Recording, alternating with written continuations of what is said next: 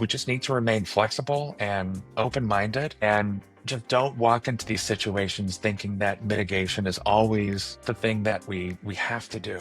We want to turn all reds into yellows, all yellows into greens. Yes. But that's not the goal of risk management. The goal of risk management is to enable the company through better decisions. And sometimes that means accepting risk, transferring risk, avoiding risk, or this is really controversial, increasing risk. You could literally, any of your listeners can do a cyber risk assessment today. You can do your first one right now. You can do it with external data that's available right now.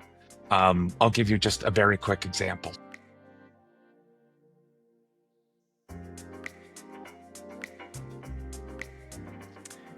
Hello, everyone, and welcome to this new episode of the GRC Engineer podcast. I'm super excited about the guest I have with me today and also the topic we'll touch upon, which I think is a very timely topic and probably going to have one of the most foremost experts, and I would say one of the most tenured practitioners in that space, Tony Martin-Vegue.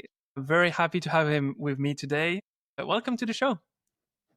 Hi, Ayoub. Thank you for having me. And I am thrilled to be here. I'm a big fan of the podcast and a big fan of your newsletter and the concept of GRC engineering. So I'm thrilled to be here. Thank you for having me. Of course, very welcome. Really looking forward to this. So to present you succinctly, so Tony has been working in, would say, the risk quantification area for quite some time. So he's been on Netflix for, is it close to 6 years now, right? Yes, 6 years. I think you started at Netflix working directly in that space. You also are you on the board of the Fair Institute? I'm not on the board, but I'm a chair of the local chapter here in San Francisco. Okay, nice. So I know you're very involved, and you used to be director at Informatica as well, working on security risk. And you have I would say, you have a very long security career. You've been at numerous companies, leading GRC, leading risk at numerous companies as well.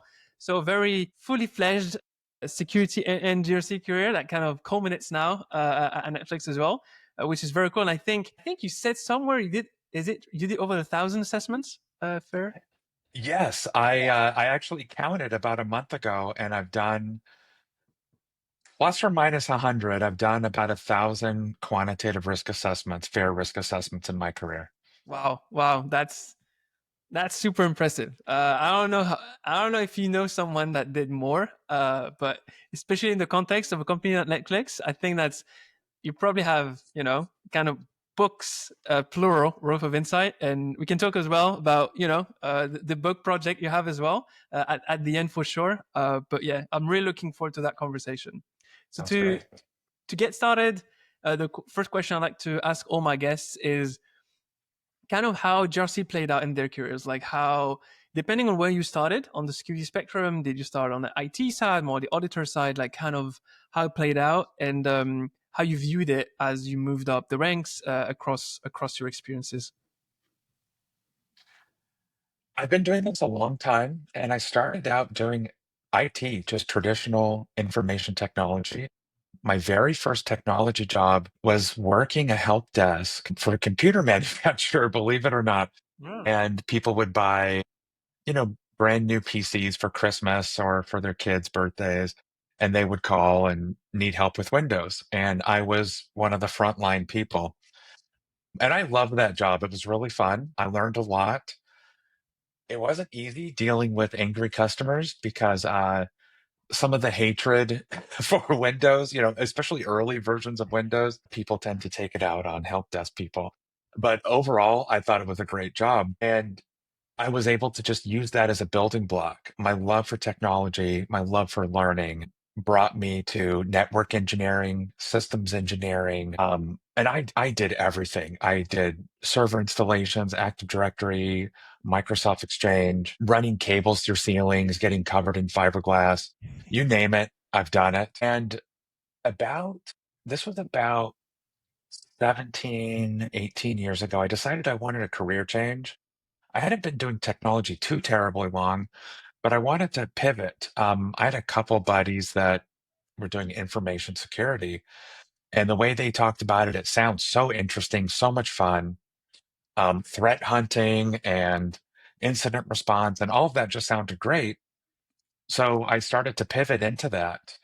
Um, I took a couple certifications like the CISSP and the Security Plus, Certified Ethical Hacker, a couple SANS courses, and I was able to pivot that into information security jobs. My very first job was at a bank doing cryptography, and that was really fun. Very cool. But then I got a job at a smaller bank, a regional bank, doing risk management. And the reason why I chose risk management was um, I I've always been in technology, but ironically have a degree in economics. And I love economics. And I love understanding how economics works, micro and macro, the trends, the flow of money, how that connects to decisions in business, how that connects to decisions in politics, just all of that. It's always been fascinating to me. I also have a And degree in economics. oh, do you really? Yeah, Okay. very cool. We have something in common, another thing in common. Yeah. And I thought that risk management was a perfect melding of security and IT technology and economics, just understanding the incentives, the value of money, the flow of information, and how all of that works together. And I would say really the rest is history. So I've always been in GRC since that career pivot, but I've always really focused on risk management. And it's qualitative risk, red, yellow, green risk, high, medium, low. And then I have an origin story of how I fell into quantitative risk if you're interested in hearing that. That would be the perfect segue because the next question was like how cyber risk quantification came into the picture. So yeah, I would love to hear that origin story. Great. Okay. So I'm still at the same bank. It's a mid-sized regional bank here in the Bay Area in San Francisco. And I'm doing red, yellow, green, high, medium, low risk. And everybody's happy with it. The threat of DDoS, the threat of ransomware, the risk of a data breach. They're colored high, medium, low, red, yellow, green, and people like it. And the CISO tapped me to sit into a C-suite meeting in which all the risk managers across the company presented their quarterly reports on risk to the C-suite. And that would eventually get rolled up into a package and sent to the board. And I thought, oh, this is great. Thank you for the opportunity. So I got all of my technology risk assessments together, got the top 5 risks, and I was ready to go. And so I'm sitting in this meeting. We have a big boardroom, and there were other risk managers there. So there was me, technology risk. There was liquidity risk, credit risk, financial risk, a couple other folks, insurance risk.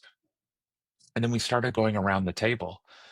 The insurance risk person said, okay, we have $50 million of exposure to insurance risk. The liquidity risk person, we have between 100 million and 120 million of exposure in this area. These are the factors. This is why.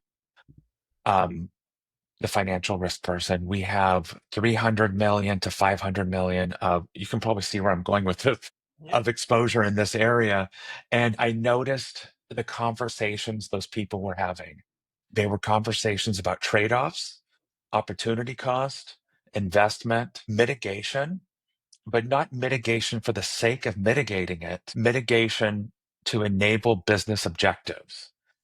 And they were having really rich, deep conversations about the very nature of risk at the company. And then it got to me, and I said, okay, so the DDoS risk is high, it's red.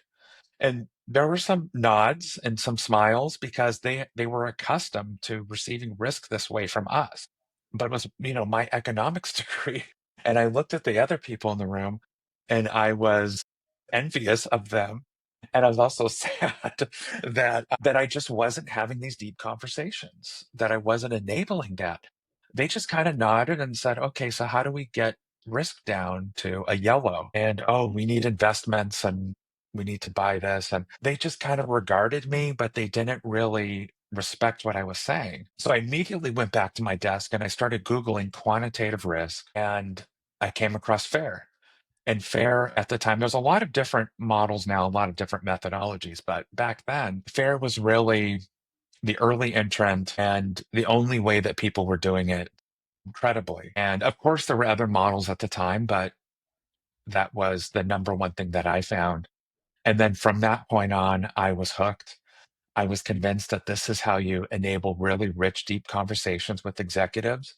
and you have different conversations. So instead of being obsessed with mitigation or obsessed with risk for risk's sake or for mitigation's sake, now we're talking about trade-offs and opportunity cost and the value of information and just really good concepts, shifting risk as something you do to say you did it over to more of a business enabler. And ultimately, that's just been my goal since I discovered that. A lot of people in my position, they start out with quantitative risk, or maybe they have a background in statistics or math or actuarial science. I didn't have that. I started out red, yellow, green thinking this was great. And then just really getting very curious about a better way of doing things. That's a very interesting story. It kind of also showcases that sometimes, we don't get in security the best tools, like in terms of mental models, right? Like sometimes you come across like some other verticals, and there's always this thing of like security is a unicorn. Our problems are so much different than like credit risk or operational risk, and you're thinking about areas like aircraft or other domains where there's like a lot of potential risk, and they have very complex ways of thinking about like the potential outcomes and how you should mitigate, because like there's human lives at stake and stuff like this. And that's funny how in security we've been very strong at like resisting kind of that change, and we really think of ourselves as like, you know our problems are so much more different than the other ones, so we can't really leverage on any of this quantified stuff. Very, very interesting. So you spoke a little bit about fear as well as kind of like the entry point. That was the main kind of way of thinking about quantified risk back then.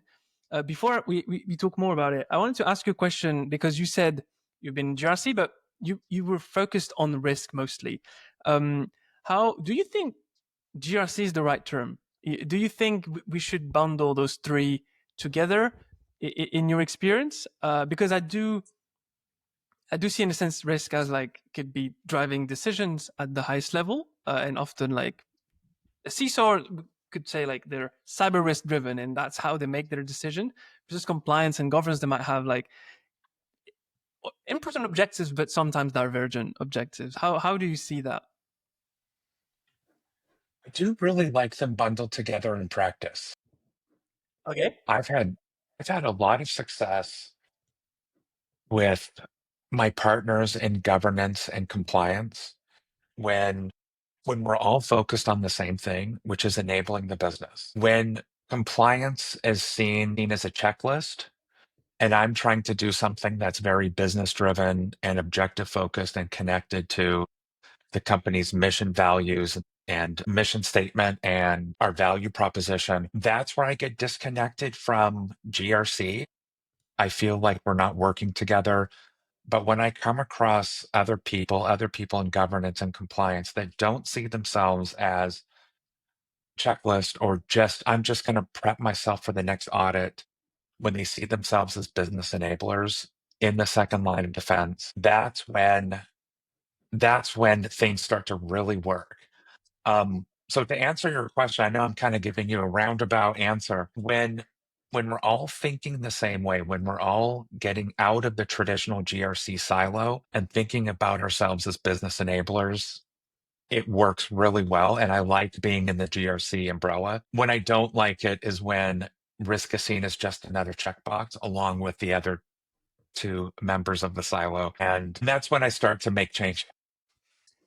That makes sense. I think it's like it's a very useful group to bundle together, just because they can kind of tag team on objectives. What I see sometimes often is in smaller teams, they might have individuals that do all three, and that's where often compliance is the main driver, and risk is seen as one of the controls you have to implement. Right. So that's what's tough, right? Because of course ISO mandates you have risk assessments in place, and there's like a lot of the clauses in ISO that are related to it. Then when risk is a compliance activity, then it's always about showcasing the register to the auditors, and like it's more about theater than like having it meaningfully impacting the security org, just because at that point don't have the right incentives. The incentives are more towards like you need the right certification and all of that to make sure the business can sell to new customers, etc. So that's why sometimes I see it bundle as like problematic. But for bigger companies, often you have some specialties and people can split more in like kind of more focused areas. I've worked at companies like that where risk solely existed, something that somebody did a couple hours a quarter, update the risk register, and it solely existed to show auditors to check the box. And yeah, have you ever Exactly. seen that? Yeah. I've seen that a ton. Small companies for sure, but even at bigger ones, to be honest, Mhm. it's you know, I worked at a company where the compliance team, number headcount is not everything, but the compliance team was close to 100, and the risk team was at 4 people. So No. you know, it kind of showcases the priorities a little bit. I would say, sometimes where you put the money, which especially before AI and everything, you put the money on headcount. I think also showcases like your priorities. So I do agree with that. So to kind of speak a bit more about how the two interact, I wanted to also ask you. So in a lot of people's mind, we think cyber risk quantification, we think fair. It's almost like they're synonymous, and it's almost like they're interchangeable sometimes. And I know that, for example, like the book How to Measure Anything in Cybersecurity Risk is not like fair based or anything. It's a concept that are a bit broader, that are a bit more just based on like Bayesian and statistics, etc. How do you see, like, do you think you can do CRQ without doing fair? Do you think it's the most helpful way of doing CRQ? How do you think about those two concepts? That's a great question. And I love that question because it's a common misperception with people that are trying to start out. What's the difference between CRQ and FAIR? Which one do I need to learn? I think the best way to frame it is FAIR is the tool and CRQ is the concept. And even CRQ itself, cyber risk quantification, even that is kind of a misnomer, at least in all the practice that I've seen, because it's not just cyber risk that can be measured. It's really all forms of technology risk. Technology risk is just another form of operational risk. So when I think about risk quantification, in my mind, I'm really thinking about operational risk. Um, at Netflix, I've done all types of operational risk assessments, fraud, physical security. I mean, there's just so much that I've done. And just to box yourself into cyber risk, I think isn't really accurate. However, it is the buzzword. That's what people use. That's what they say. Yeah. That's what I use. I say CRQ. And the reason why I say that is just because it's recognizable. It's kind of like the term GRC, CRQ. It's become kind of an everyday term. But CRQ is the umbrella. Cyber risk quantification is a philosophy, it's a way of thinking, it's a package of methodologies. It's measuring the frequency at which an adverse event happens. And if and when it does happen, how much does it cost you? And that's basically all it is. It's just that's what risk quantification means. There's a lot of different ways to implement cyber risk quantification. You mentioned How to Measure Anything in Cybersecurity Risk by Hubbard and Seiderson. They introduce a few different models. Those are all very good, legitimate, defensible ways to implement CRQ. FAIR is another way to implement CRQ. There's other books out there that have their own models to implement CRQ. And probably most importantly, you can develop your own model to implement CRQ if that's what you want to do, if you have the modeling chops. Hubbard and Seiderson will tell you that's what they want you to do. That's really the end goal for a risk analyst. They want you to be your own modeler. The reason why people gravitate toward FAIR, including me, is in order to develop your own models, you need to have a lot of statistics knowledge. You need to understand distributions, but you need to be able to back test those models and make sure they're accurate. For a lot of people, that's out of reach. So FAIR gives you a package, a framework. It's actually a set of frameworks, a few different frameworks, but it gives you this toolkit that you can just take it and implement FAIR today. You can do that very quickly. It's not as hard as it sounds. And you don't need to worry about distributions or model testing or back testing or any of that stuff. You can start building credible risk assessments right away out of the box with FAIR. And by out of the box, I don't mean a software package. Yeah. or anything like that. It's a methodology, a framework, and a way of thinking. It can be done in Excel. You can buy software. There's a lot of different vendors that offer it. But to get started today, you can really just do it in Excel.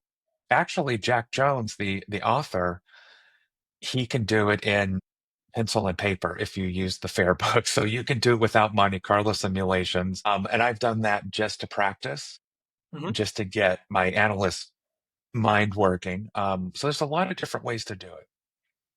Very interesting. I really like what you said about like being your own modeler, but still kind of leveraging uh, kind of someone that already built that bridge. It makes me think because you did an econ degree, there's like this FAMA in French, the factor model that kind of underpins a lot of the ETFs.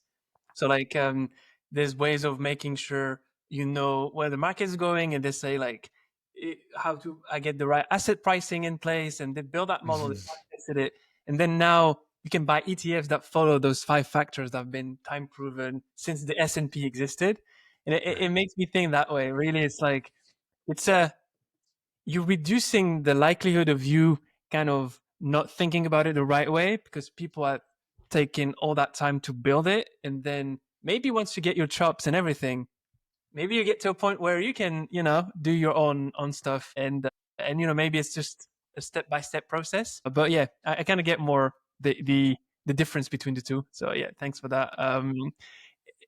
So there's a couple of questions I wanted to ask you around like how it's in practice, and then we can also talk about how it relates directly to GRC engineering and some of that work. I would say like the question I want to ask you from experience you've done, as we said, like a lot of assessments. Who would you say on let's say on the kind of the whole side of all the personas that are involved in the process, who would you say would benefit the most from the output of a quantified risk assessment? So if I give you some examples, could be the executives, could be the board, could be the risk owner.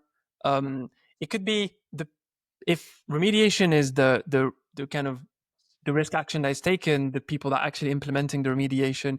Who would you say? Because we speak about dollar values, and I'm thinking like in that whole kind of ecosystem of stakeholders, who are the ones that are benefiting the most from that assessment?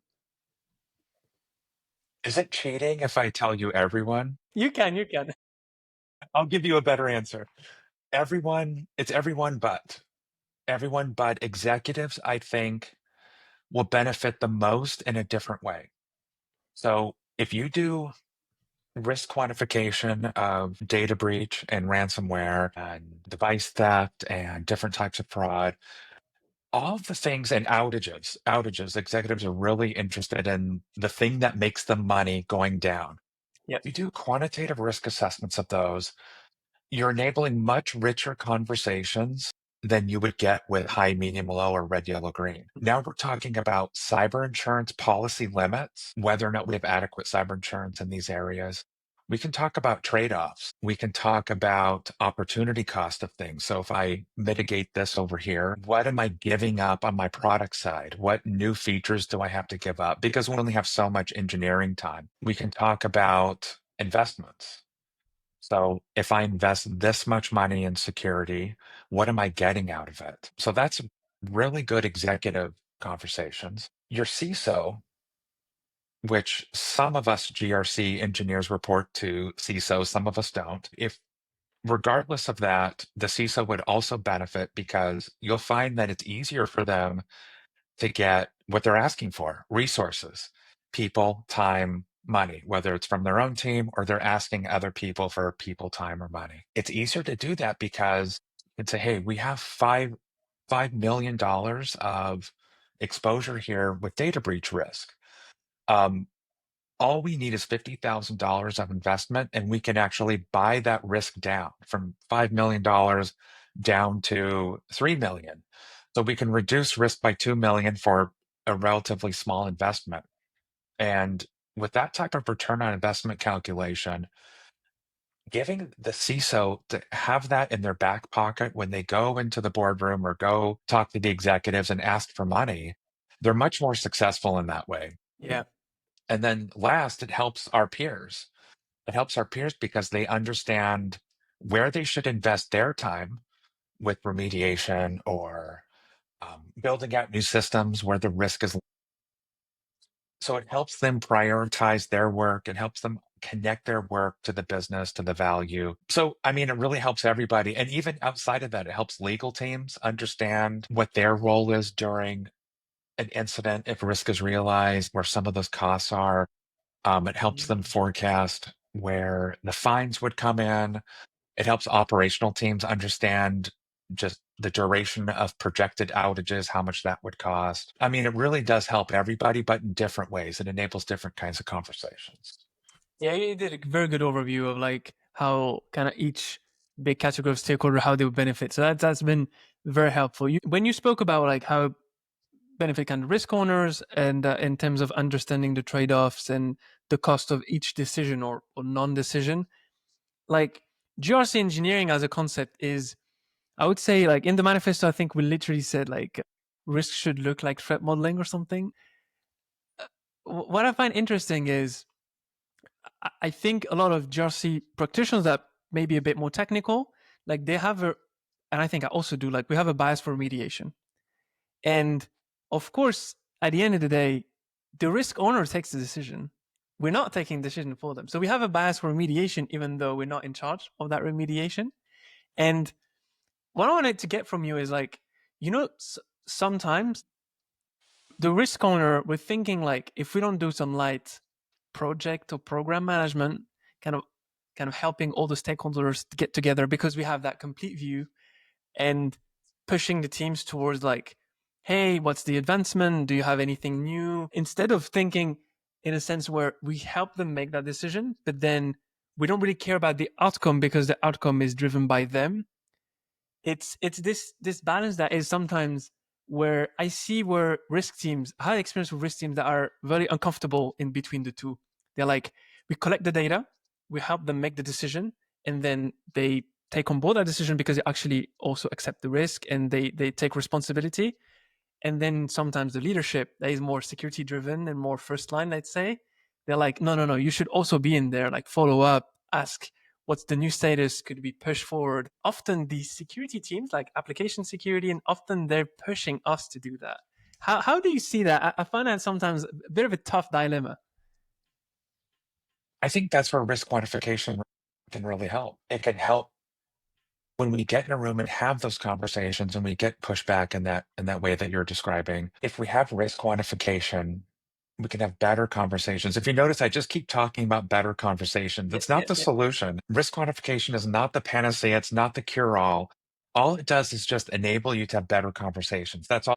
It's really all it does at the end of the day. Better decisions, better conversations. And I think that a mistake collectively that we're all making, I completely agree with you that a lot of folks are biased toward remediation. And I think that that's a mistake. And some of your listeners might find that really surprising or controversial. But let me explain. So, when a lot of times when I start a risk assessment, one of the first things I do is try to understand the business objective and the decision that's tied to the risk. A lot of times when I ask people that, can you explain to me what the decision is or what we're trying to do? They've already made their mind up that this is a mitigation exercise, that they want me to do a risk assessment on ransomware, for example. And the reason why they want me to do the risk assessment is so they can justify mitigation A, B, and C. Mm. And that's not how I approach things. Mitigation only makes sense if there's a good ROI with it. If what you're mitigating costs less than, or the cost of mitigation is less than the total risk exposure that you're reducing. So you would never spend $1 million to mitigate $50,000 in risk. And when you're obsessed with mitigation, when you bias toward remediation, you could have that imbalance. And I have seen that imbalance. I've seen that many times. So when you come across that, you have to go back and redesign. You have to redesign your control or redesign your mitigation project, or maybe just rethink it. Maybe we're just going to transfer this risk. Let's let a third party take the risk on, or maybe we'll buy some insurance. Or maybe we realize this is below our threshold and we're just going to accept the risk and move on to stuff that has more risk, just higher ticket items. We just need to remain flexible and open minded and just don't walk into these situations thinking that mitigation is always the solution, always the thing that we have to do. And I think that when we're in a checklist mentality where we just want to check the boxes for the auditor, Yeah. mitigation looks good. We want to turn all reds into yellows, all yellows into greens. Yes. But that's not the goal of risk management. The goal of risk management is to enable the company through better decisions. And sometimes that means accepting risk, transferring risk, avoiding risk, or this is really controversial, increasing risk. Sometimes we want to increase risk if it makes sense. And I know that's controversial too, and I can dig into that, but I have recommended that. Yeah, but like, if you think about it, I really like the way you framed it, because at the end of the day, if you're, this, once again, we say check the box, like, if you're always focused on remediation, you can come across at that check the box person, right? That the Mhm. person that only has like a hammer and everything looks like a nail. Yes, And at the end of the day, like, it would be even like liberating for some risk owners to think they could even take more risks if the business outcomes are like positive, and it could bring more revenue to the company. And like, it's even a good story for them to tell. Just imagine the team that in their mind maybe is focused on reducing risks is kind of allowing them, because you've actually computed the numbers and you think, it's something that could lead to positive outcomes for the company. It's a completely different way of thinking about risk, which I would say, and especially you've done both, right? You came through the more traditional approach and doing that. So I would say sometimes you might laugh internally, right? Coming from where you are to like some of the stuff you've done in the past, because sometimes it feels very counterintuitive to how we've been kind of trained to think about risk. And as I said, like, it's often a compliance related activity, which maybe drives this bias again, because you use controls to reduce the risk often. So controls are one of the key way you remediate or mitigate a risk. So when you apply that thinking to risk itself, risk becomes kind of that mitigation function exactly. by design. So Exactly. yeah, that's very interesting. On the same thing, so you said you give those tools for better decisions to be made by the business. Sometimes the risk owners, you're the first person that speaks to them in those terms. So maybe when they speak with their like more senior ICs, and like, maybe let's say it's a VP, so speak to the directors, and they kind of think about their roadmap, and they want to prioritize different like work streams for the next year. Maybe it's the infrastructure team, and like SLA's availability is super critical to that business, and it's, let's say, the top risk. They use gut check, they use expert takes to think about what to weigh against what. And you come in and you're probably the first person who speaks to them in those terms. And even maybe leadership does not speak to them, because they might abstract like the kind of infrastructure related stuff into something that makes sense at the CTO or CIO level. How how do you get them to change, to like, in a sense, ingest your input? It's like you get data in one sense and you have to transform it so you can fit it to how I think right now. How do you get that transformation going so they kind of compute this new way of thinking about prioritization? I try to meet them where they're at. I Oh try yeah. to come to them and speak their language. I think one of my talents, and this is a really important skill, I think, for any risk manager, even if you don't use CRQ, is you have to be able to speak the business, speak exec. And if you can speak exec, you'll be much more successful. One of the first things I do is I try to get my head around how we make decisions currently. And as you mentioned, it is usually gut check. And using gut checks, using your mind, the first thing that comes to mind, that is a model. It Mm-hmm. is a risk model. And all I'm asking us to do collectively when we're sitting in a room is let's just upgrade the model a little bit. So instead of using an entire entirely gut check thinking to make a decision, can we start to quantify some of those gut checks? Can we write them down and improve them and quantify them and just make a slightly better decision than we did yesterday? And that's really That's really the goal, is be better than we were yesterday. Maybe we'll never get to Monte Carlo simulations. Maybe we'll never get to Bayesian thinking. And all of that's okay. But if we're just moving beyond the gut check a little bit, trying to improve the decisions, that really is the goal. And I would count us successful if we can do that. So that's one of the first things I do, is Mm. talk about gut check is a model. Let's just write some of the stuff down and let's brainstorm and let's workshop it. And that will lead to a better decision. And then if I can get people interested in return on investment thinking, or return on investment calculations, or helping you with headcount, budget, that kind of thing, all of those are items that CRQ enables, and you can't do with regular with qualitative risk. Then you see people's eyes start to light up. Oh, you can help me get headcount. I won't guarantee I can get it for you, but I can help you with your argument. We can give a data driven argument instead of a gut check argument. And then people start to get really excited. That's a good way to get them on board for sure. Yeah, It's very good. I like that approach of kind of getting where they are. It's like moving from like system one thinking to system two, kind of like more exactly. intuitive to more analytical, slow, deliberate thinking about why you're having this thought and the decision behind it. I like that. That's yeah, I think meeting them where they are, and especially like speaking the language that they care about, which like for example, headcount is a very good one. I think is a good way to, because it's a struggle every leader has every year as well. It's something that is recurrent. Like they want a new tool or something like this, and it's like, oh, I have to like prove we need it, and like to prove the budget and etc. So I think it's an easy way to get in, and then you can provide more value as they get more and more on board, and they see the benefit. Maybe through that they can get an additional person in their team, and like they're saying, it's because of Tony. Exactly. Yes.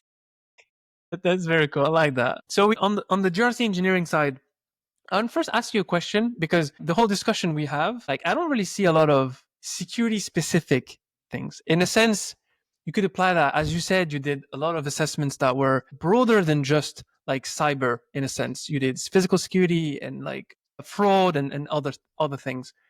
And the value you provide is to the business as a whole. It might not be like specifically narrowed down to security or cyber. How much should like a like quantified bias like risk analyst, how much of a domain expertise they should have, and let's say how technical, if we speak about the security side, this should be to run these assessments and be efficient in that role? It's a great question. So I think you do need to be technical, but on a few different levels. So you need to be familiar, very familiar, almost an expert in information security, but you don't need to be a threat hunter. I think you don't need to be coding helps, but you don't need to be an expert coder. I think what's most important is the philosophy of risk, is understanding what it means to be uncertain about something. And I know that that sounds easy, but it's a very nuanced philosophical way of thinking about things. That's really important if you're going to do any type of effective risk management within a company, because we live with uncertainty. Uncertainty is a feature of the universe, and it's all about getting your executives understanding that cloud of uncertainty. So let me describe what I mean. So if you work at a company that has a risk of ransomware, I think most of us do. None of us know when it's going to happen, and if and when it does, how much it will hurt. None of us know that. That's what I mean by uncertainty. By coloring it red or saying it's high, we're giving a false sense of precision around that uncertainty. Executives look at that and say, that makes me feel comfortable because it's red. And now I know what I need to do with it. But it doesn't really help you at all. We need to get uncomfortable with certain uncertainty and start to wrap the threat of ransomware with some numbers. So this is how often we think it could happen based on all the data that we've collected within a range, of course, because we can't tell the future. And when it does happen, it's going to cost us between 5 and 50 million. And that's also a range because we don't know the impact of that. So that's what I mean by technical knowledge. So you need to Mhm. understand risk from an actuarial science point of view. And that's where you need to be really technical. And it's a shift in thinking that's required that the traditional training that we've been through, like the CISSP exam or the C-RISC with ISACA, or even getting SANS certs or getting ready for a SOC certification or an ISO certification, none of those prepare us for this because it's still the traditional way of checkbox thinking. Mhm. So when I hire people, when I hire risk engineers or risk analysts, I really tend to speed through some of the technical questions. I want to understand very basics, but I really want to understand how you see risk, uncertainty philosophically. And do you understand this from a technical level? I don't care if you can code a Monte Carlo simulation, but I need to know philosophically how you approach some of these things. Um, so I hope I answered your question. Technical knowledge is very important. It's not the most important thing. Yeah, no, you answered it very well, for sure. I can understand. It's like you just need to understand more or less what you're talking about at a high level, but then there's this whole kind of risk specific aspect that you need to understand in a lot more depth, because at the end of the day, that underpins everything you do, and it also underpins the accuracy of what you do. That it's I really see the philosophical aspect to it. Like I really think, like even this discussion we're having, that it's in a sense very philosophical. A lot of those aspects Yes. go above and beyond just the day to day of like GRC work. So I really understand how kind of more profound it is to think about it that way, and then how it translates to the practical aspects of doing the risk analysis. So that was very interesting. You know, we spoke about, for me, a lot of the discussions we're having is around like the assessment part, where you kind of provide those scenarios and on which you run these quantified assessments, and then you can provide those numbers to the risk owners. Do you think like some of the risk activities that happen before the assessment, so like the identification and triage aspect, can you also quantify that in terms of like understanding the most likely scenarios we should actually care about in the realm of all the potential scenarios that exist? Or do you think that's where maybe the expertise can lean on a little bit more? How do you see that?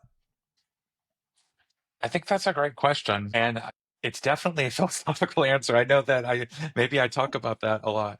Um, I think that the entire realm of risk management, of information risk management or cyber risk or technology risk, whatever type of risk management you're doing, operational risk, the frameworks that we have work really well. And cyber risk quantification or risk quantification is just this sliver right here. It's just this one piece. And if I think about the amount of time spent I spend on a risk assessment, I still spend most of my time with risk identification, with risk scoping, talking to stakeholders, understanding the question at hand, the decision, the business objectives, tying it up to revenue, tying it up to the company's mission and values and value proposition. And then on the other side of it, after the assessment is done, I spend so much time on risk communication and helping people understand mitigation, risk response versus risk transference. What do we need to do to respond to this risk?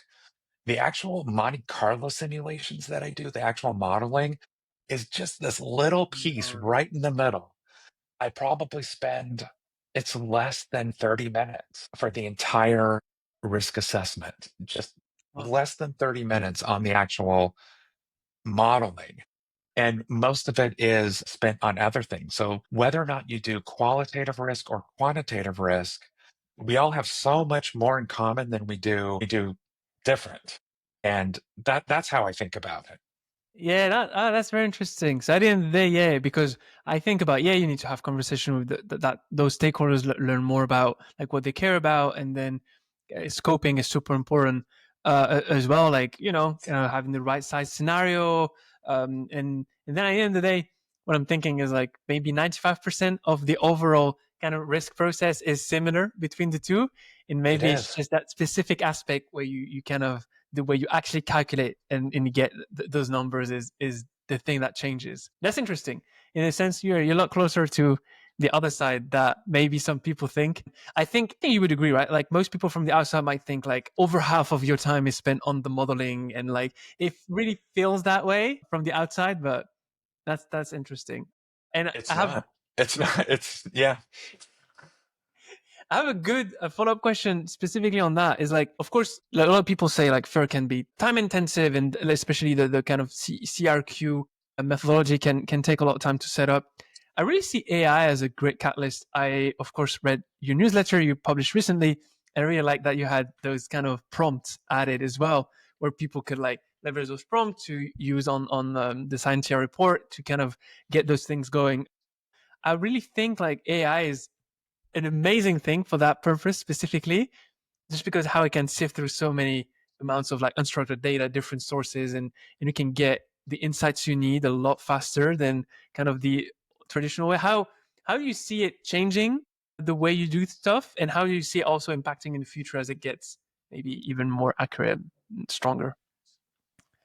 AI is amazing. It's a huge unlock, I think, for any risk analyst, including those that are doing cyber risk quantification, or if you're interested in that. I think that if you felt in the past that cyber risk quantification was too intensive or took too long, or you have to gather too much data, and that is a fair criticism, I think. That is a fair thing to say. It can take much longer than high, medium, low, especially if you're working at a company that has a ton of unstructured data and doesn't have a lot of governance around where data's stored. It can just take a really long time to get that data. AI is a huge unlock in the sense that you can get, I'll just give you a quick example. You can get a ton of unstructured incident logs from your incident response team. Um, a couple years ago, I would have gone to them and said, can you give me all the incidents that have to deal with data compromise on AWS within a 5-year time frame? And they would say, okay, I'll get back to you in a month, right? Because I need to go and read all the tickets. Yeah. And then they may or may not even get back to you because it's too time intensive. And I've done this a few times. I've been able to just get the entire dump of all the incidents from the last 5 years and then point AI at it, take some trial and error with the prompt. And of course, you have to sample it. You have to double check it and pull some samples and make sure that your prompt's working and they're not missing anything. The AI is not missing anything and it's not hallucinating. But you can get there. You can get the data that previously took a month and a couple people sifting through incident logs in a month. You can get that in less than an hour now. So multiply that by every aspect of CRQ data collection. So it's not just the frequency of incidents, but how many incident responders did we have last time? How much did we pay for forensics? What were the legal costs? What were the fines? What were some of the judgments that happened against us for data breaches? All of the aspects that you have to measure that go into cyber risk quantification, you can do that now in minutes instead of hours or days or weeks, or in some cases, I've experienced months. And then the other thing that AI does is every time you measure something, you can save that off and reuse that for your next risk assessment if it's similar, and AI can help you find similarities and differences. So I think that if you have a barrier, a time barrier, an effort or resource barrier for CRQ, that's slowly starting. I shouldn't say slowly, it's very quickly starting to chip away. And I think it's more accessible now than ever. Yeah, I really see that happening. And what you said as well, like about the where you can almost do like pattern matching. So the more you run the assessments, like the AI, depending on what you use, like they can keep that context, and you can even add like for Claude, you can add like files to the project, so you can keep that context from previous assessments, and it would like sift through it first before giving you the new answers. So it has all that context in memory. That's for me one of the biggest barriers that was there, and I really think that it's breaking that barrier very fast. And I think the better it will get, the more like low friction it'll be as well to use it.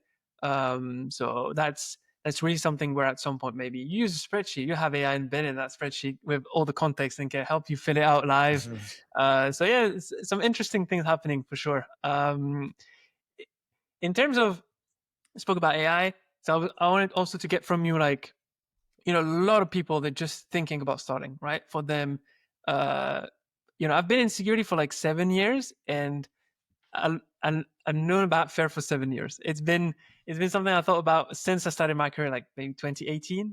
And like now, especially with thinking about AI as like an enabler, if you could give like 3 tips for like programs, I already have a couple of friends of mine that I want to get started on that journey. How would you kind of help them like with some bare bones stuff to get started with? I actually wouldn't start with FAIR. And I know that sounds strange because I've used FAIR for a really long time. I advocate for FAIR. I'm the chair of the San Francisco Bay chapter of the FAIR Institute. But I wouldn't start with FAIR. I would start with, let me see, I usually have the book sitting right here, but I must have put it away.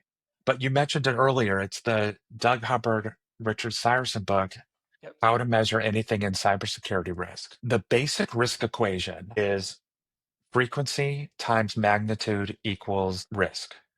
So it's how often something happens times how much it hurts, and that's risk. That's the bare bones risk equation that's been in use for hundreds of years, actually. It started out with actuarial science in England, Lloyd's of London, trying to figure out the risk of shipping, of just shipping goods across different English colonies at the time. That basic equation is still in use today.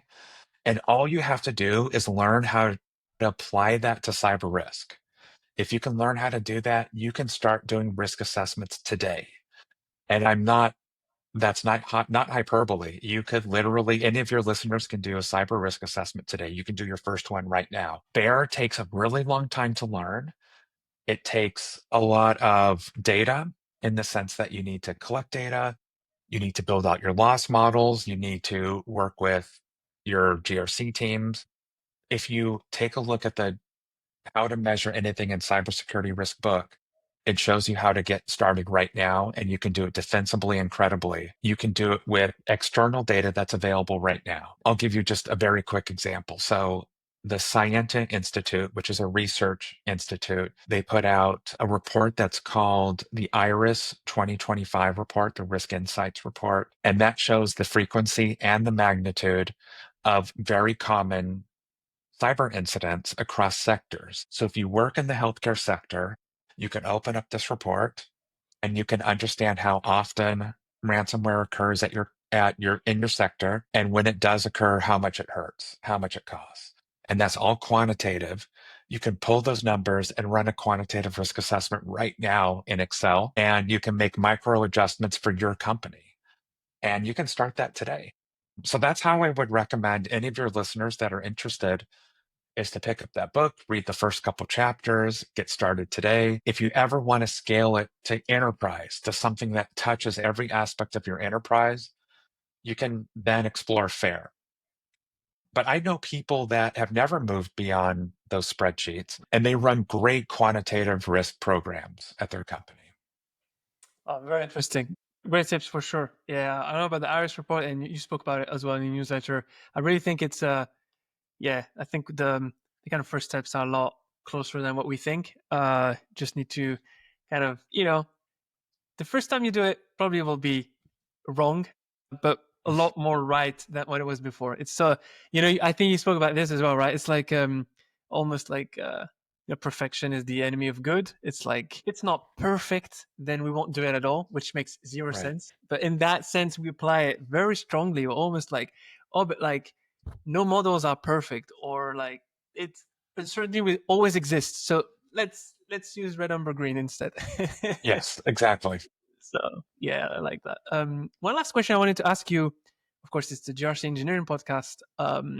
Is when I was trying to think about in your context how GRC engineering will help you and how it make uh, cyber risk quantification better. I was thinking GRC engineering is a lot about working with the control owners where they are. So pulling data from the sources directly and kind of leveraging that data instead of getting abstracted data through potentially like walkthroughs or screenshots that we can't really parse or use for other purposes. And I was like, in a sense, like GRC engineering could pull and do all that plumbing on like kind of a data engineering side, and you could get all of those additional data points for your assessments based on like a CSPM tool or the SIEM or the SCM or CI tool, and get those additional kind of ammunition to run your assessment on like context-rich data that is specific to your company, that maybe before it was a bit too complex to get, or you needed to coordinate a lot of different stakeholders to get access to that data. Would you think it's a fair way of thinking how those two words could work together? Definitely, yes. And I think that GRC engineering and risk analysts, regardless of what model you're using, if you're using gut checks or if you're using full, fair risk quantification at your company and everything in between, I think that we're natural allies, GRC engineers and risk analysts. And there's a couple reasons why I say that. So GRC engineering, and I'm such a huge fan of your newsletter because you've really opened my eyes to the thinking like this, thinking in systems thinking of the interdependency and the interconnectedness of everything that we're dealing with at organizations. GRC engineering is systems thinking, and it enables risk quantification, if you think about it, because risk quantification by nature, by its philosophy, thinks about all the different ways that risk can impact the business. Another thing that GRC engineering does is automation. You touched on that and you talk about that a lot in your newsletter, is automating a lot of the things that we used to do by hand. Mhm. And I think that that's a huge unlock for decision-based risk management. You want to automate some of that traditional risk management, some of the busy work, some of the checklist, the checkbox stuff, automate that and really focus your risk engineers, your risk quantification people, and focus your GRC engineers toward decision making. What are the things that really drive better decisions at companies? And the last thing is we talked about this a little bit earlier is automation, especially, or I'm sorry, data automation through data pipelines and AI. We need data and you need data for better decisions. Even if you don't ever move to risk quantification, I don't think anyone would argue with me that you need data to make better decisions. Even if you're going to use red, yellow, green, you want those data pipelines. GRC engineers give you data pipelines, especially through AI. We just need that. We need all of that. And if we can automate that, if we can make that easily accessible, we'll just be that much more successful on our jobs. Yeah, I really see all the stuff you just said. I think are very natural kind of ways that the two teams can collaborate. That was some very good synergies we could find for sure. Mhm. One last question I had for you is, I like to ask my guests like one kind of hot take that something they hold dearly as like they really believe to be true, but the industry as a whole does not really agree with that, but you're really confident about why you think this is right. Do you have something that you want to share with us? I do actually. It doesn't have anything to do with risk quantification directly. Mhm. And here's my hot take. Security awareness training doesn't work. Oh, And I'm not going to say it doesn't prevent incidents. It can reduce incidents. Maybe I shouldn't say it doesn't work. It doesn't give you good ROI. Companies spend so much money on security awareness training and phishing training and all of that stuff. We spend so much money on it, yet we still get hit with ransomware and data breaches, and people still click. People still email documents around. So why is that? And it's because it might reduce a little bit of risk, barely, but it's not worth the investment that we're putting into it. And risk quantification enables the measurement of that. I've measured for many companies I've been at, and also as a consultant, I've measured this for people. Security awareness training, including phishing awareness, it doesn't give you a good ROI. And I think that we as a whole, we as an information security industry, as a community, we need to stop relying on the users to be our first line of defense and build better systems. yeah. Yeah, make systems where you can only make the right choice. Exactly. Yes. Yeah, that's a great take. I want to say I agree 1000% as well. So yeah, fully agree with that. That's great. Wanted to finish with is, where can people find you? So I'll already call out a couple of things. So you recently started on Substack your heat maps to histograms newsletter, and you had your first issue, which is amazing. Really recommend everyone can read it. And you had the one before when you announced you're actually going to write a book with A Press, right? Yes, A press. Yes. So I think the book is also called, right, Heat Maps to Histograms.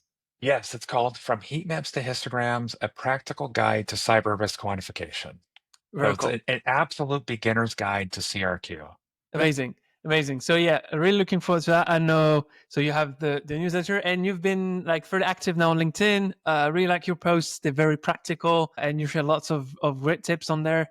Anything else you wanna share where people can find you? That's it. The newsletter. You can find me on LinkedIn. On my profile, you can click on my profile and find the link to my newsletter if you're interested. I post all about cyber risk quantification, everything from beginners to advanced stuff. So even if you're not familiar with it, but you're a little bit curious, please subscribe to my newsletter and you can get all that information. And my book comes out in early next year, Okay, nice, probably Q1 next year in early spring, maybe. And I'll have pre-order links up soon, hopefully. perfect. Working really hard on that. Yeah. I can imagine. I haven't started on that path. I know it's a lot of work, but fully worth it once it's out. I know you have a book in you, don't you? At some point, we'll see. Yes. Yeah. I'd like Thanks to for read it. listening. Yeah, for sure. I'll let you know if that happens. But yeah, that was a great conversation. Really, really enjoyed it. I had a great time. And yeah, I'm sure the listeners will love it as well. I think there's a good mix of practical and also a lot of kind of more philosophical discussions we rarely have on the cybersecurity space, if I'm honest. So it was a lot of fun to kind of geek out on these more kind of deeper topics around GRC and risk. That was really fun. Thank you, Ayoub, for having me. And thank you for all the listeners for listening to me for so long. For sure. Thanks a lot for your time. Take care. Okay. Thank you.